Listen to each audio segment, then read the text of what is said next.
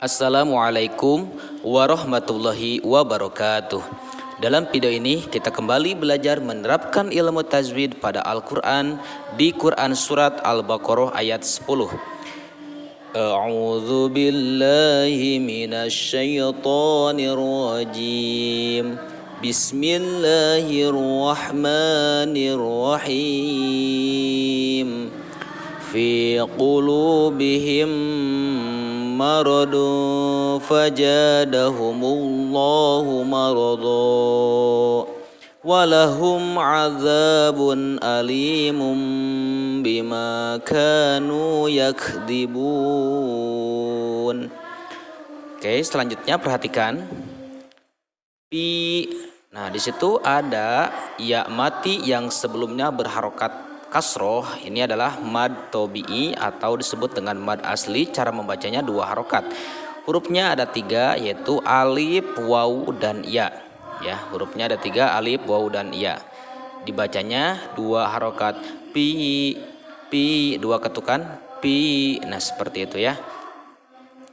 Selanjutnya ulu, kulu. Nah, kunya pendek, lu itu panjang, dua harokat, namanya mad tobi'i karena di situ ada waw mati yang sebelumnya berharokat domah. Ini adalah mad tobi'i, dibaca dua harokat. Pi kulu, kulu dua ketukan, kulu, lunya dua ketukan. Oke, ini atau dua harokat. Ini namanya mad tobi'i, hurufnya ada tiga. Alif mati sebelumnya fathah, waw mati sebelumnya domah, ya mati sebelumnya kasroh. Selanjutnya kulu bihim. Nah, di situ ada hukum mim mati, yang mana hukum mim mati ada tiga. Yang pertama idhar sapawi, ikhfa sapawi, idgham mutamasilen. Kita perhatikan di sini mim mati itu bertemu dengan huruf apa ya?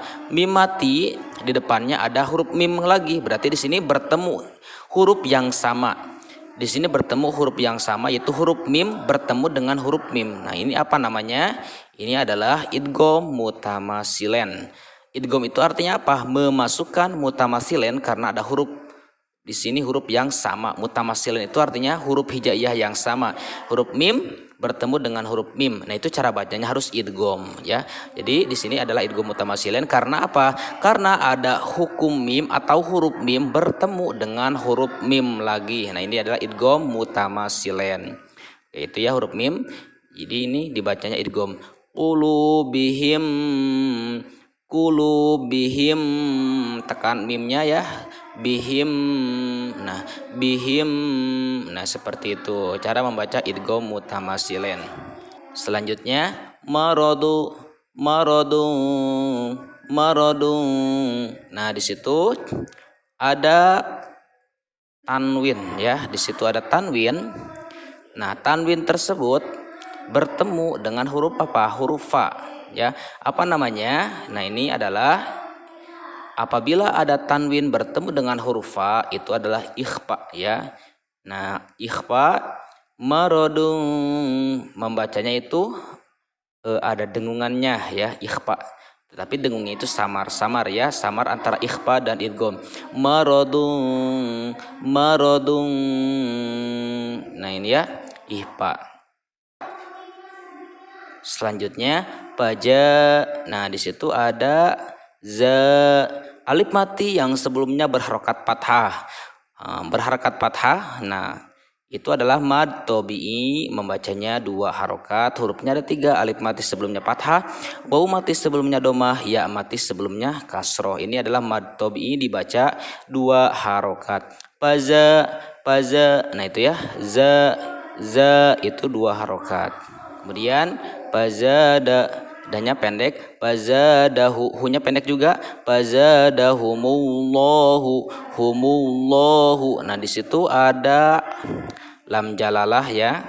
Lam yang ada pada lafaz Allah itu apa namanya? Ini dibacanya tafhim ya. Karena apa? Nah, mengenai hukum lam jalalah itu kan ada dua, dibaca tafhim, dibaca tarkik.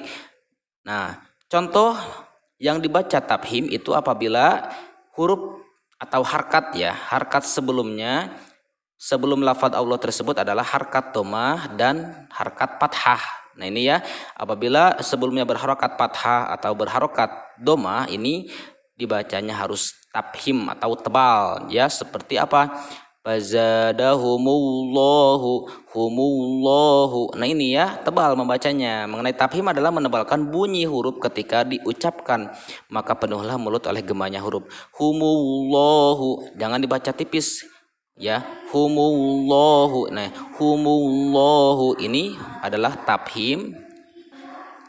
Kemudian selanjutnya marodo. Nah, jadi kalau misalkan di situ berhenti atau wakop ya, ada wakop. Nah, fi qulubihim marodo fazadahumullahu marodo. Nah, di situ misalkan kita berhenti atau wakop. Nah, jangan dibaca marodon, tapi marodo. Nah, berarti di situ ada penggantian ya. Yang tadinya fathatain ya menjadi fathah ya. Nah, yang tadinya fathatain menjadi fathah, marodo ya diganti ya huruf harokat tanwinnya itu dengan fathah. Ini adalah namanya mad iwad. Mad itu artinya panjang, iwad itu artinya pengganti dari tanwin. Tanwinnya diganti dengan huruf fathah ya, marodo. Nah tanwinnya diganti dengan harokat fathah dan dibaca panjang. Marodo, baca panjangnya 2 harokat atau 1 alif. Ini yang disebut dengan mad iwad. Nah mengenai mad iwad, hukum bacaan mad iwad adalah apabila ada fathatain seperti marodon awalnya. Nah ya, karena berhenti di situ wakop ya, berhenti, maka pada akhir kata karena wakop atau berhenti itu dibaca mad atau dibaca panjang ya. Nah dibaca panjang, oke, sebagai pengganti dari tanwin, sehingga harokat tanwin itu tidak lagi dibunyikan, maka tidak lagi dibaca marodon, tidak lagi seperti itu. Jadi bacanya adalah marodo ya, marodo. Nah itu jadi diganti dengan fathah harokat. Selanjutnya kita perhatikan di situ ada hukum mim mati bertemu dengan huruf apa? Lihat di depan huruf mim mati ada apa? Nah mengenai hukum mim mati ada 3: idhar sapawi, ikhfa sapawi, dan idgham mutamasilen. Nah kita perhatikan yang idhar sapawi ya. Idhar sapawi di sini bertemunya huruf mim dengan huruf ain. Ini adalah idhar sapawi. Walahum, cara membacanya idhar jelas ya, walahum jelas, dan kedua bibirnya itu tertutup. Walahum. Nah seperti itu. Kemudian da ini dibaca 2 harokat karena mad tobi'i atau mad asli ya. Ini mad tobi'i atau mad asli. Selanjutnya walahum azabun bun. Oke, di situ ada tanwin ya. Bertemu dengan huruf apa? Huruf alif atau huruf hamzah ya. Karena di sini huruf alifnya itu berharokat fathah. Azabun. Nah, di situ ada domah ya, atau di situ ada tanwin atau domatain bertemu dengan huruf hamzah. Nah, ini apa namanya? Kita perhatikan. Apabila ada domatain atau tanwin itu bertemu dengan hamzah, itu namanya idhar ya. Idhar, mana huruf idharnya? Ini adalah hamzah ya. Hamzah di sini adalah alif yang berharokat fathah, yaitu ada dalam kalimat alimun. Nah, a-nya itu adalah hamzah. Jadi bertemunya tanwin dengan hamzah ini namanya idhar. Dibacanya harus jelas. Azabun, bunnya itu harus jelas. Azabun.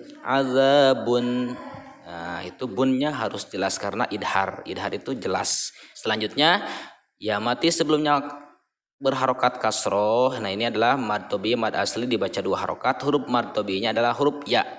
Ya mati sebelumnya ada kasroh ya. Nah lam yang kasroh ini adalah mad tobi. Selanjutnya alimum. Nah ini ya ada tanwin atau domatain bertemu dengan huruf ba. Nah ini apa namanya? Kita perhatikan di sini mengenai bagian hukum mim ya, mengenai bagian hukum nun mati dan tanwin. Nah di sini yang jadi patokan hukumnya adalah tanwin. Nah ada berapa? Ada 4 ya, idhar, idgham, iqlab, ikhfa. Nah di sini kita perhatikan di depan domatain atau di depan tanwin itu ada huruf ba. Huruf ba itu termasuk huruf yang mana? Huruf iqlab. Oke, mana huruf iqlab ada berapa hurufnya? Ada satu, yaitu huruf ba. Di mana bertemunya domatain atau tanwin bertemu dengan huruf ba? Nah, maka ini adalah iqlab. Cara membacanya membalik serta dengung. Nah, atau disebut bisa juga ya menukarkan bunyi, gitu ya.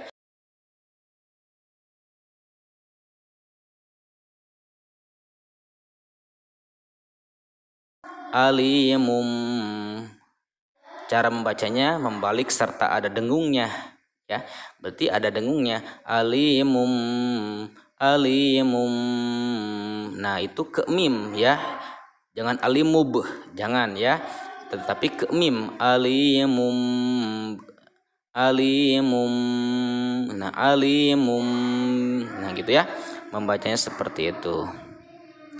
Selanjutnya bima, ma ada alif mati, sebelumnya berharokat patah. Ini adalah mad tobi, mad asli dibaca 2 harokat.